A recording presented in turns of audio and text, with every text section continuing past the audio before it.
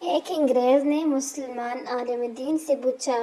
کہ تمہارے اسلام میں اتنی شدت کیوں ہے کہ ایک عورت اجنبی مرد سے مصافحہ تک نہیں کر سکتی؟ عالم دین نے بہت تحمل سے خوبصورت جواب دیتے ہوئے پوچھا کہ کیا تمہارے ہاں ہر شخص ملکہ برطانیہ سے ہاتھ ملا سکتا ہے، مصافحہ کر سکتا ہے؟ انگریز نے جواب دیا، ہرگز نہیں، بلکہ ملکہ برطانیہ کے پروٹوکول میں قانون صرف 7 قسم کے افراد کو یہ اجازت دیتا ہے کہ وہ ملکہ سے ہاتھ ملا سکتے ہیں۔ عالم دین نے جواب دیا، یعنی ہماری شریعت میں 12 انصاف ایسے ہیں جنہیں شریعت ہاتھ ملانے کی اجازت دیتا ہے: 1 باپ، 2 دادا، 3 شوہر، 4 بیٹا، 5واں بھائی، 6واں چاچا، 7واں ماموں،